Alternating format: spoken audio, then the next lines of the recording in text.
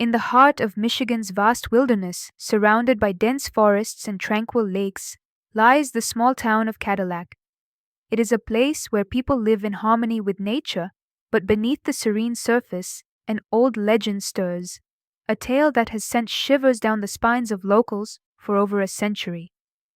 This is the story of the Dogman, a creature of the night that roams the shadows of the Michigan woods. The legend of the Dogman dates back to 1887, when lumberjacks working in the Wexford County forest reported seeing a creature unlike anything they had ever encountered.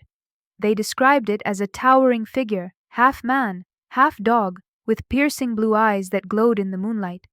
It walked on two legs, but its gait was awkward, and its howl was a chilling blend of human and animal. The sightings continued sporadically over the decades, with more and more people claiming to have encountered the Dogman. Some dismissed it as a myth, a product of overactive imaginations and the eerie stillness of the woods.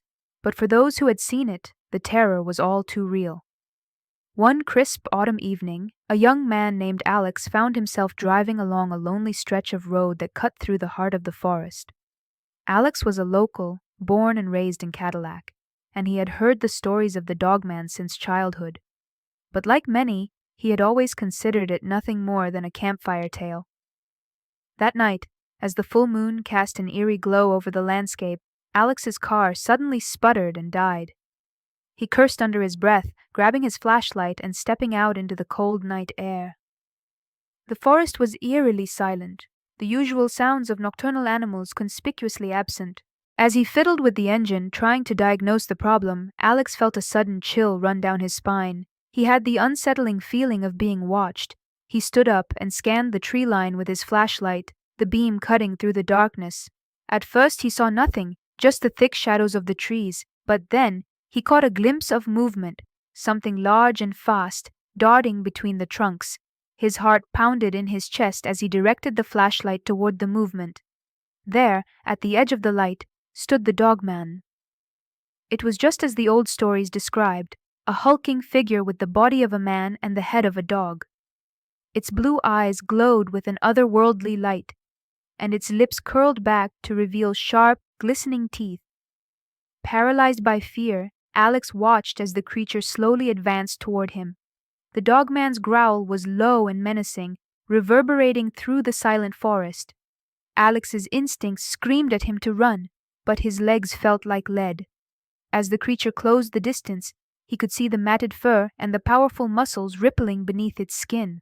Summoning every ounce of courage, Alex managed to break free from his paralysis. He bolted toward the car, his mind racing. He knew he couldn't outrun the Dogman, but maybe he could outsmart it. He dove into the car and slammed the door shut, fumbling to lock it as the Dogman reached the vehicle. The creature pounded on the car with its massive fists, the windows shaking with each blow. Alex's flashlight flickered and died, plunging him into darkness. The only light came from the Dogman's glowing eyes, which stared at him through the windshield. The creature's breath fogged up the glass, and its growl grew louder, more insistent.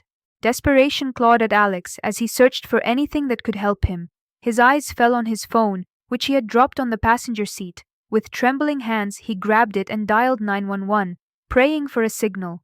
To his immense relief, the call connected, and he frantically explained his situation to the operator. As he spoke, the Dogman's attacks grew more frenzied. The creature's claws scratched deep gouges into the car's metal, and Alex knew it was only a matter of time before it broke through. He could hear sirens in the distance, but they seemed impossibly far away. The next few minutes felt like an eternity.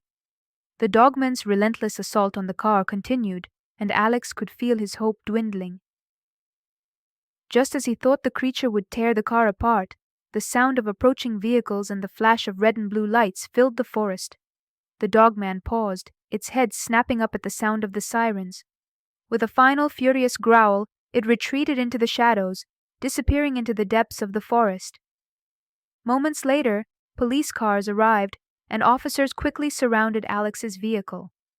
Shaken but unharmed, Alex was helped out of the car by the officers. He tried to explain what had happened, but his story was met with skepticism. The deep gouges on the car were undeniable, but the idea of a half-man, half-dog creature was too much for the authorities to believe. As the officers drove him back to town, Alex glanced out the window at the dark forest.